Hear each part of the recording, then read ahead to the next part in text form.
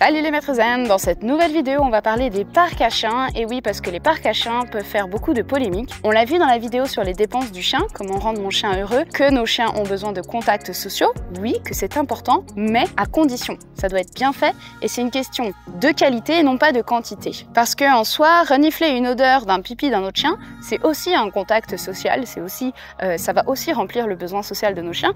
Donc comment savoir, comment choisir, comment réagir, on va voir tout ça dans cette vidéo. Cette vidéo va se décomposer en 4 parties. Dans la première partie, on va déjà voir la définition des besoins sociaux. Qu'est-ce que c'est que les besoins sociaux? Dans la deuxième partie, je vais vous donner des indicateurs pour pouvoir voir si les contacts sociaux sont de qualité, sont sains, sont équilibrés ou pas. Dans la troisième partie, du coup, je vais vous donner les avantages et les inconvénients du parc à chiens.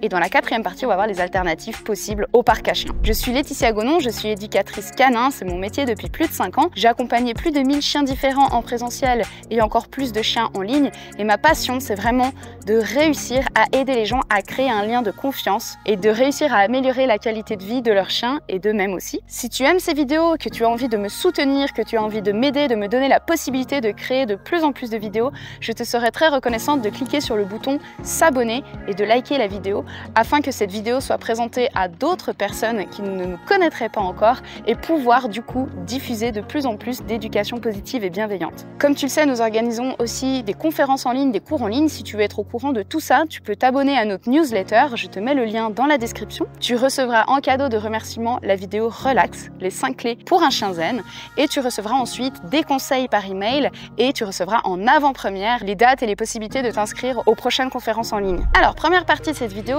les contacts sociaux. Mais qu'est-ce que c'est exactement la définition des contacts et des besoins sociaux pour un chien? Il ne faut pas confondre les contacts sociaux avec le fait d'aller jouer avec tout le monde ou dire bonjour à tout le monde.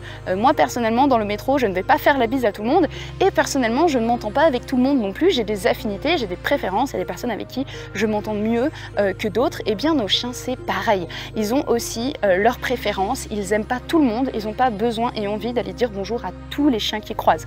Certains chiens, peut-être, ça peut arriver, qui sont super sociaux, tout comme certaines personnes sont super sociales, mais la plupart des chiens adultes n'ont pas besoin et envie d'aller voir tous les autres chiens. Ou bien, des fois, ça peut être aussi parce qu'on ne remplit pas leurs autres besoins et que du coup, ils n'ont rien d'autre à faire de leur journée, qu'ils s'ennuient et que leur seule manière de s'occuper, c'est de jouer avec les autres chiens. Mais quand on apporte une qualité de vie très riche à nos chiens, eh bien, en général, moi j'ai toujours observé que le besoin de contact avec les autres chiens diminue à quelque chose de sain, d'équilibré, de normal. Ensuite, c'est aussi important de savoir que nos chiens ont une mémoire et ils savent très bien quels sont les chiens qu'ils connaissent déjà, qu'ils aiment déjà ou pas. Donc, par exemple, ma chienne, elle a des amis avec qui on va se promener régulièrement, qu'elle aime bien les voir, mais quand on voit des nouveaux chiens dans la forêt, elle n'a pas du tout envie d'aller les renifler ou de se faire renifler. Donc, les chiens ont ce qu'on appelle en éthologie des liens d'affiliation. Ça veut dire qu'il y a des chiens avec qui ils s'entendent mieux que d'autres et ça c'est aussi normal et c'est aussi important de le respecter du coup. Donc pour moi la définition des contacts sociaux, c'est pas nécessairement d'aller dire bonjour à tout le monde, de jouer avec tout le monde, c'est d'être capable de communiquer d'une manière saine et respectueuse avec l'autre individu.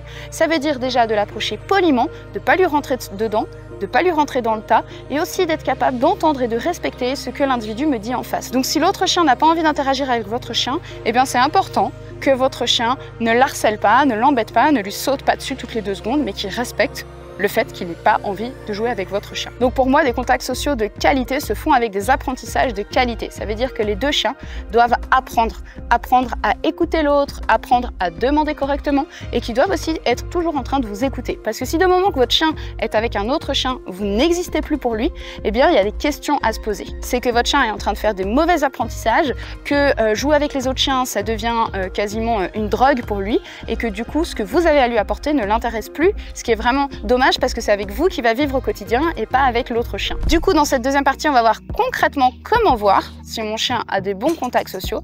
La première chose à regarder, c'est que mon chien doit être capable d'ignorer l'autre chien en cas de besoin. Si mon chien n'est pas capable d'ignorer un autre chien, qu'il veut toujours aller jouer avec tout le monde, c'est qu'il y a des questions à se poser. Deuxièmement, mon chien doit avoir une approche polie, c'est-à-dire une approche lente, en arc de cercle, plutôt vers l'arrière du chien et pas vers l'avant du chien, et il ne doit pas avoir une posture haute, rigide ou menaçante. Troisième indicateur que votre chien a des bons contacts sociaux, il doit laisser de la place à l'autre, il doit lui laisser de l'espace, il doit lui laisser des pauses, il doit lui laisser la possibilité de s'éloigner et il ne doit pas être en train de le harceler. Quatrième indicateur que votre chien a des bonnes relations avec les autres chiens, votre chien doit être capable de varier les activités. Si votre chien ne sait faire que la même chose, genre courir, courir, courir, courir, ou alors tirer les oreilles, tirer les oreilles, tirer les oreilles, ou bien encore chevaucher, chevaucher, chevaucher, mais que votre chien ne sait pas varier les activités, c'est qu'il y a un problème. C'est que votre chien ne sait pas, n'a pas développé son vocabulaire. Ok, alors maintenant, troisième partie, que penser des parcs à chiens? Eh bien, je pense qu'en arrivant jusqu'ici, tu commences à deviner, il y a plus de désavantages que d'avantages au parc à chiens. Alors l'avantage, c'est que c'est pratique, en général, c'est proche de chez nous, c'est sécurisé, mon chien peut pas s'enfuir, mais il y a beaucoup plus de désavantages parce que, en fait, justement, déjà, c'est fermé.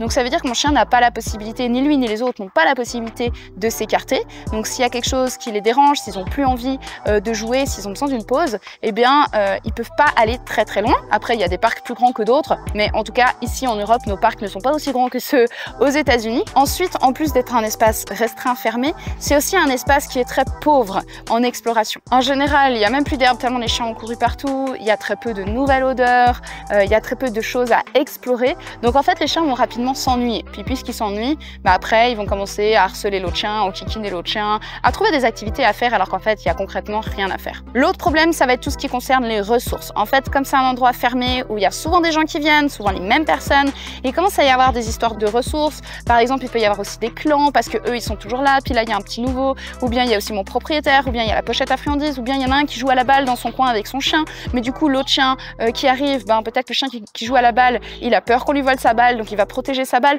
Il y a plein d'enjeux, en fait, qui vont rentrer en compte et qui risquent de défavoriser la rencontre. Donc en gros, les parcs à chiens, c'est souvent propice à ce que les chiens s'ennuient, à ce qu'ils aient rien à explorer, à ce qu'ils forment des clans, à ce qu'ils aient de la protection de ressources. Il y a aussi des chiens qui sont mal à l'aise, qui ont peur des autres chiens, mais ils peuvent juste pas s'en aller parce qu'ils se retrouvent tout de suite coincés dans un coin. Bref, c'est souvent propice à des mauvais apprentissages. D'ailleurs, j'ai plusieurs de mes élèves qui ont été au parc à chiens pendant des années, jusqu'au jour où il y a eu un gros accident, quelque chose qui a vraiment traumatisé leur chien, et ensuite ils viennent me voir et on doit faire tout un travail de désensibilisation. C'est franchement dommage. Du coup, on arrive dans la quatrième partie. Quelles sont les alternatives au parc à chiens? Eh bien, moi, je vous conseille d'aller faire des balades avec d'autres propriétaires qui ont des chiens. Pas nécessairement en grand groupe, parce que plus il y a de chiens, plus c'est compliqué à gérer, parce qu'il va y avoir beaucoup d'interactions, beaucoup de choses à observer pour vos chiens et pour vous aussi. Donc, plutôt des balades de 2 chiens pour commencer, c'est déjà très très bien, où on part ensemble du même point, on est dans la même direction. On peut commencer aussi avec des chiens qui marchent en parallèle. Moi, j'aime bien demander d'abord aux chiens de s'ignorer, parce que si la rencontre se fait avec des chiens qui ont été capables de s'ignorer, eh bien, il y a très peu de risques de menaces, très peu de risques en fait que ça se passe mal. Donc, on commence avec les chiens en parallèle, on longe, à distance, chacun est capable de s'ignorer, chacun se met sur ses odeurs, et ensuite, progressivement, on peut les laisser commencer à interagir, et ensuite, ça va être important de superviser les relations, les interactions. Dès qu'il y a un chien qui est mal à l'aise, qui se fait courir derrière, qui se fait mettre sur le dos, dès qu'on a l'impression qu'il y a une asymétrie en fait, qu'il y a un chien qui prend plus de place que l'autre, et bien l'humain va intervenir. Il faut prendre le chien qui prend le plus de place, simplement le retenir, laisser de l'espace à l'autre et voir s'il a envie de revenir jouer, s'il en réclame plus, ou bien s'il est content de pouvoir respirer. Et dans ce cas-là, il faut peut-être rattacher le chien qui est un petit peu envahissant pendant un petit moment. Et c'est ainsi en fait que nos chiens apprennent à avoir des interactions respectueuses avec les autres chiens, de qualité, avec des moments de pause. On va aussi à la rivière, on va aussi renifler d'autres odeurs. On n'est pas toujours en train de se courir derrière, on n'est pas toujours en train d'embêter l'autre chien. On fait aussi notre vie. Et c'est ça qui va être important, qui va faire des apprentissages de qualité. Faites toujours attention avec tout ce qui concerne les ressources. Donc par exemple, évitons de prendre nos chiens, les chiens de nos amis à la maison, parce qu'il y a les ressources de notre chien, il y a les os, il y a les gamelles, etc. Donc c'est pas quelque chose à prendre à la légère. Et pareil en balade, attention avec les pochettes à friandises, avec les balles, les jouets, les bâtons, etc. De ne pas créer de conflit d'intérêts, ce qu'on appelle la protection de ressources. Donc pour conclure, en soi, moi c'est comme d'habitude, je suis pas pour ou contre un outil, tout dépend de la manière dont on l'utilise. utilise. Donc un parc à chiens très bien utilisé, ça peut être bien. Malheureusement, c'est juste que c'est rarement le cas parce que déjà en général ils sont trop petits, il y a trop de monde, on peut pas tout contrôler, etc.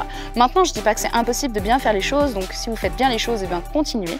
Mais je recommande en général plutôt à mes élèves de partir en balade avec des chiens qu'on connaît pour pouvoir faire des rencontres et des moments d'échange de qualité. Donc de manière générale, ce qu'il faut retenir, c'est qu'il faut prévenir, donc faire attention aux rencontres, à la manière dont se passe la rencontre. Il faut varier les activités, ne pas faire toujours la même chose, et il faut que l'humain supervise et intervienne en cas de besoin pour que les chiens fassent des bons apprentissages. J'espère que cette vidéo t'a plu. Si c'est le cas, tu peux t'inscrire à notre newsletter pour recevoir plus de conseils gratuits par email. Tu recevras aussi en avant-première les dates pour pouvoir t'inscrire à nos différentes conférences en ligne gratuites et payantes. Je me réjouis de te retrouver par email. Je te mets le lien dans la description pour t'abonner et tu recevras d'ailleurs directement en cadeau la vidéo Relax, 5 clés pour un chien zen.